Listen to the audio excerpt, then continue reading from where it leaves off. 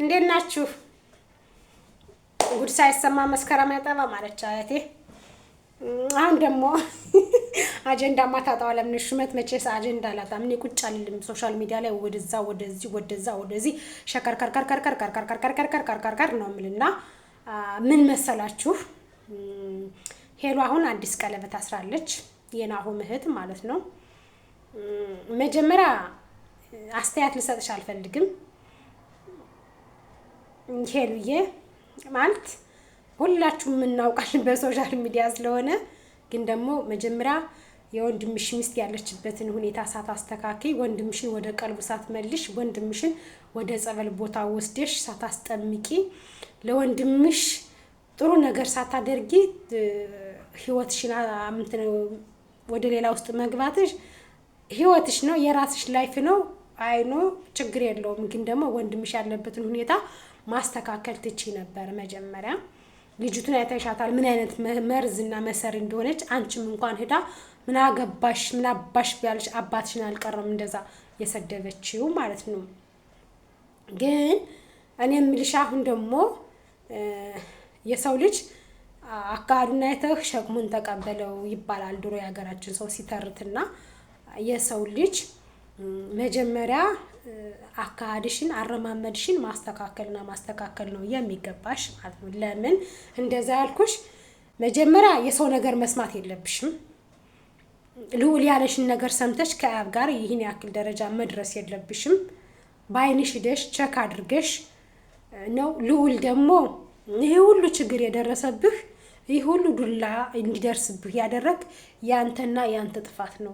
ለምን ብትለኝ እኔ ወንድም አለኝ። ጥቃቱ ስለደረሰብህ ደስተኛ ነኝ ማለት አይደለም፣ ለከፋ እችላለሁ። ነገር ግን አንተ ያደረግከው ድርጊት አስፈላጊ ስላልሆነ ሁለት ሰው ህይወት ገብተህ መበጥበጥ አስፈላጊ አይደለም። ሁለተኛ ደግሞ ልጅቷን ወደ ሄሉ ማምጣት ካለብህ መጀመሪያ ሄሉ ቀለበት ከማሰሯ በፊት ወደ ሄሉ ይዘህ መጥተህ ይሄው የአብ ፍቅረኛ ናት የአብ ሚስት ናት ብለህ ልጅቷን ከሄሉ ጋር ማስተዋወቅ ሲገባህ፣ ቀለበት ካሰረች በኋላ በእውነት ሄሉን የምትወዳት ከሆነ በእውነት ሄሉንን እንደ እህትህ ወይም ደግሞ አላቅም እሱን የምታያት ከሆነ ልጅቷን ሄሉን ከቀለበት ከማሰራቸው በፊት ነበረ እሺ ሳትለው ይዘህ የምትመጣ የነበረ ማለት ነው። ጥሩ ስራ አልሰራህም። በዛ ላይ ደግሞ ሶስተኛ ነገር ያብን ራስህ ሄደህ ያብ ይህ ነገር እውነት ነው ወይስ እቺ ልጅ ምንድናት? እንደዚህ እንደ ጎሸ በሬ እርሻ ውሎ አንድ በሬ ሲመጣ አተላ ከበራፉ ላይ ካልተደረገለት ያ በሬ እንዲህ ያለ አወራውን በቀንዱ እየገለበጠው ነው የሚገባ። ከቤትም ራሱ ዘሎ ይገባል። እና እንደዛ ብለህ ልጁን ዘለ ከማነቅ መጀመሪያ አንተ ለሄሉ ስሜት አለህ ብዬ ነው ማስበው። አሁን ሳስብህ ለሄሉ ፍቅር አለብህ ከሄሉ ጋር ብዬ ነው ማስበውና ልጁን እንደዛ ከማነቅ ልጁን እንደዛ እንትን ከማለት በስነ ስርዓት በጠረጴዛ በወንበር ዙሪያ በወንድማዊነት በትልቅ በስነ ስርዓት ጥሩ በጥሩ ሰነ ምግባር ሰውን ማዋራት ትችል ነበረ። ሰውን ማናገር ትችል ነበረ። እዚህ ሁሉ አደጋ አይደርስብህም የነበረ አትመታም ነበር ማለት ነው።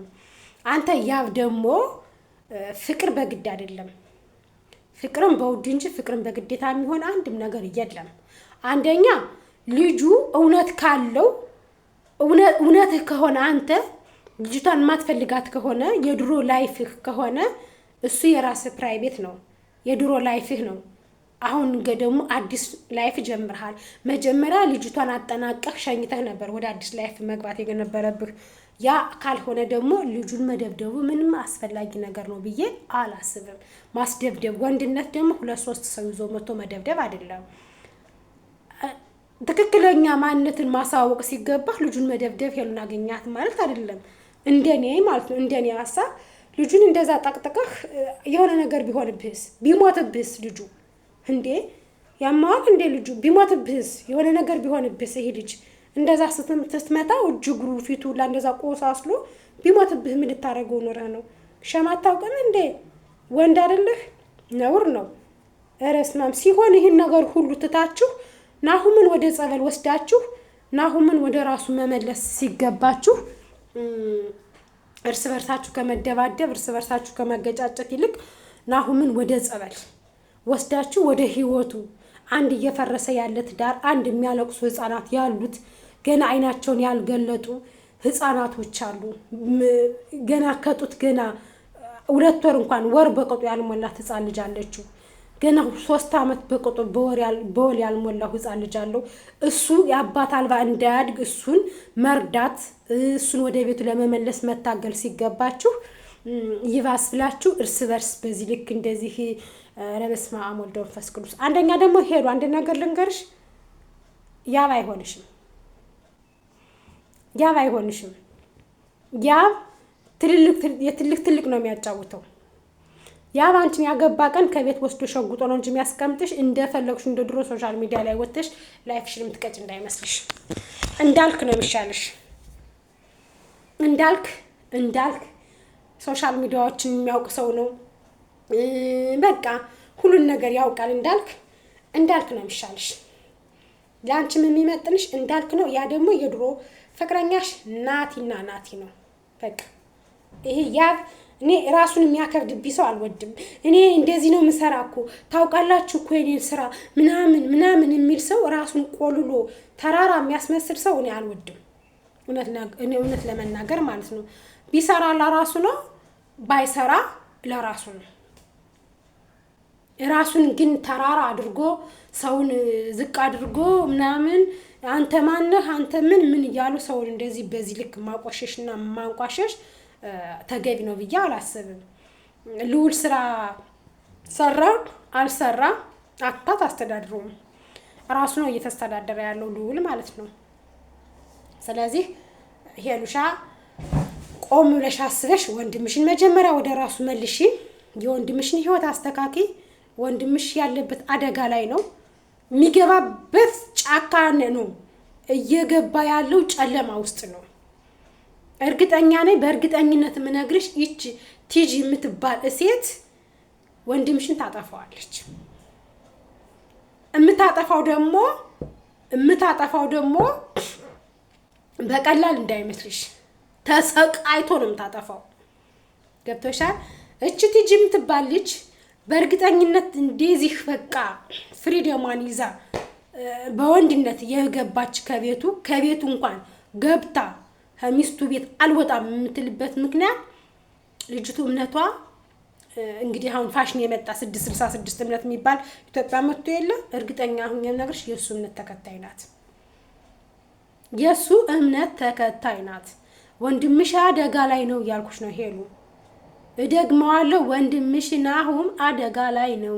ወንድምሽን ጠብቂ እያልኩሽ ነው። ሰምተሽኛል? ወንድምሽን መጀመሪያ አስተካክ። ትዳሩ ይደርሳል። ገና ልጅ ነሽ። ገና በ20ዎቹ ውስጥ ነሽ አንቺ። ወይኔ በፈጣሪ ስም ኢትዮጵያ ምን ላይ እየደረሰች እንደሆነ አናውቅም። ለማንኛውም እግዚአብሔር ሀገራችን ሰላም ያደርግልን፣ ህዝቦቿን ይጠብቅልን፣ የወጡትን በሰላም በፍቅር ይመልስልን፣ የሞቱን ነፍሱን ይማርልን። ሰይጣን የሚያጫውታቸውን እግዚአብሔር ልቦና ይስጣቸው፣ ወደ ቀልባቸው ይመልሳቸው። እርስ በርስ ሊያባላል ሊያጋለል ሊያከሳክሰን የተነሳውን እርኩስ መንፈስ እመብርሃን እናቴ ወደ ባህር ወደ ገደሉ ሩው አርጋ ትጣልልን። ሌላ ምንም የምለው ነገር የለኝም። እወዳችኋለሁ። ኢትዮጵያውያን፣ ሙስሊም፣ ክርስቲያኖች፣ እህት ወንድሞች ሁላችሁም የእግዚአብሔር ሰላምታ ይድረሳችሁ። ሰላም ለሀገራችን፣ ሰላም ለወንዛችን፣ ሰላም ለኢትዮጵያ፣ ሰላም ለህዝባችን፣ ሰላም አሁንም ለሀገራችን ሰላም። አይ ላቭ ዩ ኢትዮጵያ። እወዳችኋለሁ። ላይክ፣ ሼር፣ ሰብስክራይብ እያደረጋችሁ ሀሳብ አስተያየታችሁን ኮሜንት ላይ አስቀምጡልኝ። እህታችሁ አለምነሽ ሹመት ከጆርዳን